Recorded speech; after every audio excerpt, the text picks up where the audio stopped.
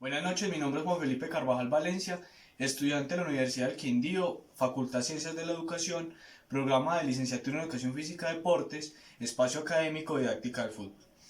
El tema asignado es juego condicionado. Tenemos como tabla de contenido 4 puntos, 4 ítems, el cual el primero es qué es el juego condicionado, el segundo es tipo de juego condicionado y vamos a hablar de qué son las condiciones.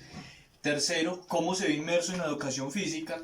Y cuarto, vamos a encontrar pues una posible conclusión de la exposición. Entonces entendemos que qué es el juego condicionado. De acuerdo a Coop en su libro, en dirección del entrenamiento de equipos de fútbol, el juego condicionado se lleva a cabo a través de la constante reiteración, es repetitivo, siempre hay un trabajo repetitivo, y reduciendo las opciones de los jugadores a lo largo de toda la práctica, con la finalidad de ejecutar solo un aspecto en concreto del juego. Es decir, vamos a llegar a una de las condiciones en específico. Siempre se quiere lograr, mediante el juego condicionado, lograr un objetivo en especial.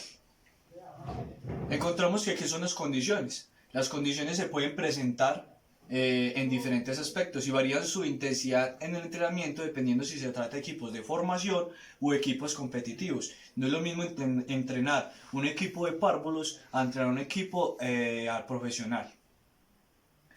Por consiguiente, vamos a hablar pues de las condiciones que se presentan o que están pues inmersas en el juego condicionado.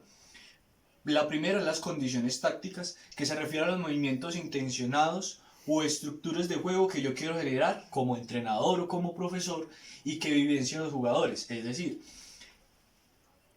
hay que tener muy en claro cuáles son las diferencias entre las condiciones tácticas y las condiciones de espacialidad. Por eso vamos a dejar muy claro que las tácticas es delimitar las zonas dentro del terreno de juego para prohibir que determinados jugadores ingresen sobre ella. Ese es un elemento táctico.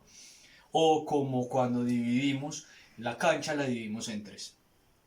Una de las reglas puede ser de que cuando pase la mitad, para que se valga un gol, tiene que pasar la mitad. O como está dividido en tres, se puede pasar las tres zonas, hacer toques y llegar al final. La siguiente es las condiciones técnicas. Las condiciones técnicas es limitar el número de acciones técnicas y el recurso técnico. Número de toques por jugador, toques por el pie izquierdo o derecho. Y cuando nos referimos a técnica, nos referimos al pase, a la conducción, a lo que es la protección, finta, remates. A eso nos referimos con la parte técnica. Es decir, cuando hacemos reducciones de esas acciones, es decir, para hacer un gol tiene que haber 3 pases por lo mínimo, o tiene que haber un pase. Esta es una de las condiciones técnicas. Encontramos las condiciones espaciales, el cual se refiere a la regulación de los espacios y donde se va a realizar el juego. A distancia, a lo largo o a lo ancho se reduce. Encontramos la condición de número de jugadores, es decir, esto a veces va a estar a favor o va a estar en contra, va a haber superioridad o va a haber inferioridad, es decir, todos tienen que experimentar esto. ¿Y por qué número de jugadores? Porque acá encontramos 1, 2, 3, 4, 5, 6 jugadores blancos y 5 jugadores negros, es decir, siempre va a haber uno mayor que el otro. Otro es las condiciones de tiempo y resultado. Esto va relacionado a cuando va perdiendo un partido. No es lo mismo cuando va perdiendo un partido al inicio que cuando va perdiendo un partido al final. Y esto pues obviamente los resultados van a mejorar de acuerdo, se va a ver representado al carácter y también permite el tiempo del entrenamiento, permite ver cuáles las vías energéticas que se deben trabajar. Es decir, no es lo mismo un entrenamiento de preparación física el martes, el lunes, que cuando llega al final de la semana donde ya lleva un transcurso de entrenamiento. Luego encontramos las condiciones de arbitraje y de continuidad del juego.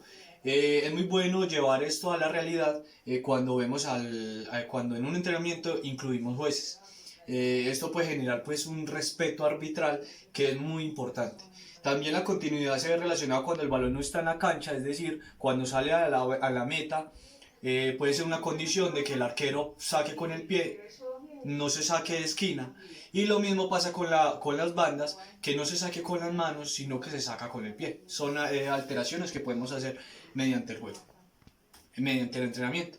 La relación de la educación física va relacionado a que todos los juegos condicionados los podemos aplicar en la educación física. Es decir, nosotros como profesores tenemos la capacidad de modificar juegos de fútbol para llevarlos al juego de la educación física o no alterarlos. El fútbol nos sirve como una herramienta para llegar a ese fin. Podemos trabajar la lateralidad, podemos trabajar la espacialidad cuando digamos estamos trabajando espacio reducido, entre otras capacidades coordinativas que pueden ser inmersas en esos trabajos condicionados. En conclusión, podemos encontrar de que los juegos condicionados siempre van a llegar a un objetivo. Depende de lo que se quiera pues lograr siempre como entrenador, qué es lo que quiere sacar con su equipo. Es muy claro tener en cuenta cuál es el equipo, si es equipo de formación o un equipo profesional, o es un equipo juvenil, depende de lo que tengamos también como entrenadores. Y por último, todos los juegos podemos incluirlos en nuestras clases de educación física.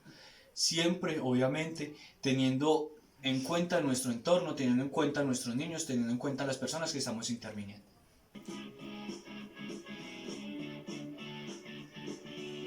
Acá hablamos de elementos tácticos, donde dividimos la cancha en tres y se está generando pues pases y pues está lo que se dice es pasar las tres zonas para poder lograr generar el gol.